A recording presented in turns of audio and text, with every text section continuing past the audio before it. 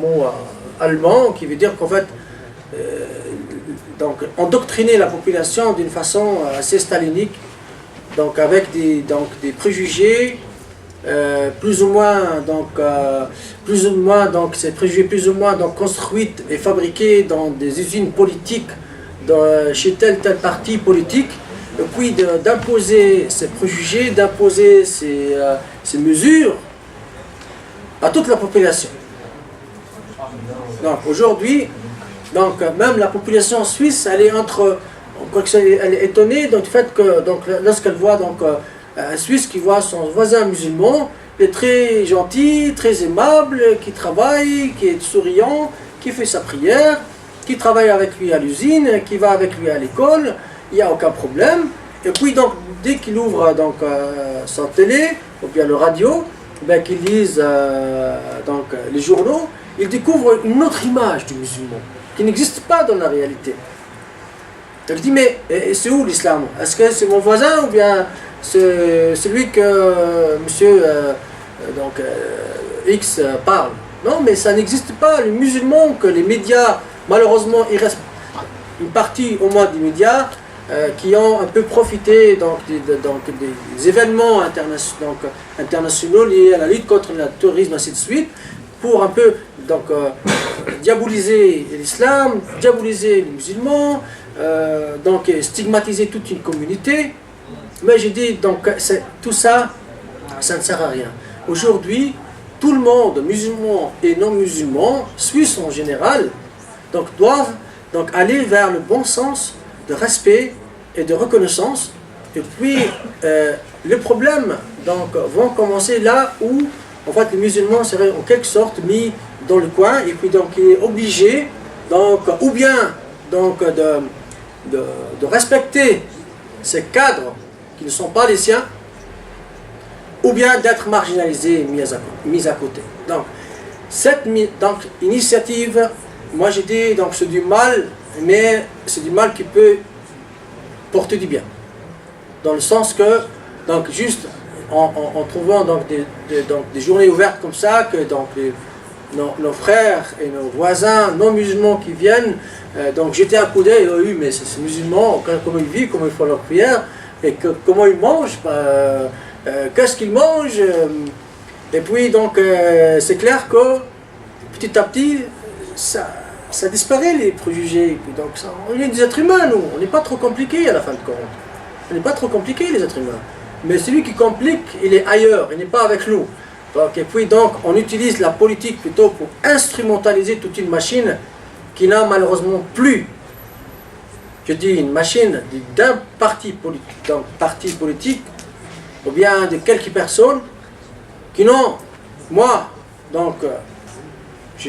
ça me semble évident, n'ont plus des idées originales et des idéaux, et des valeurs de base pour traiter avec tout le monde de la même façon.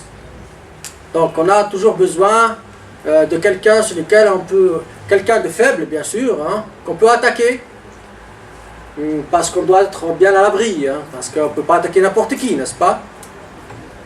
Parce que imaginez bien que si on s'est attaqué au clocher, je ne crois pas que ça va passer.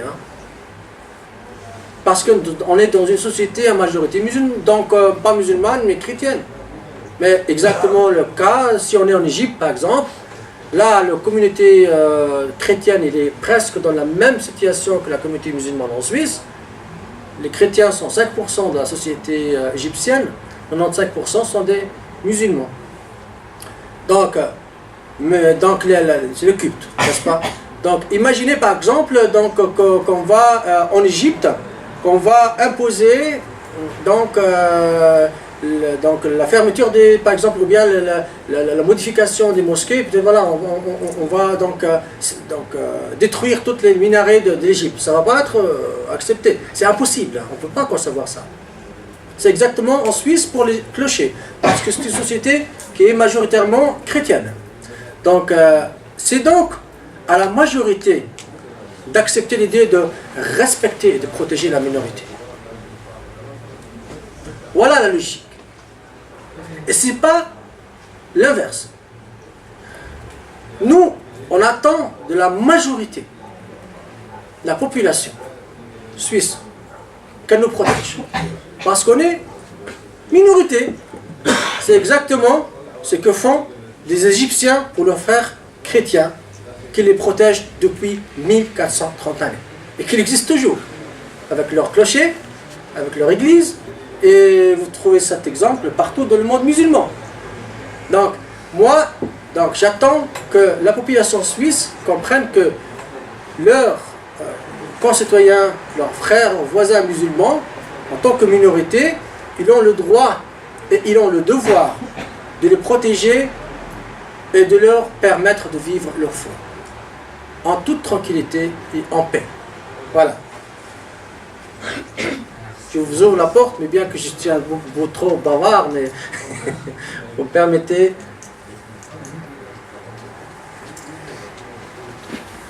Merci beaucoup. Ce que je vous propose, c'est vu que c'est bientôt l'heure de la prière, Lida, je pense que tu restes avec nous. On va peut-être bouger de l'autre côté si on veut se servir à boire encore et se préparer pour la prière. Et puis, si vous voulez poser des questions à Lida, on est juste là autour. Je vais juste lire un peu là. D'abord, merci beaucoup à Reda, en fait, qui a fait un très bon document, en fait, un avis de droit, en fait, que vous l'avez ici, la copie. Prenez-le. Mais je vois le message qu'on peut aussi passer aujourd'hui.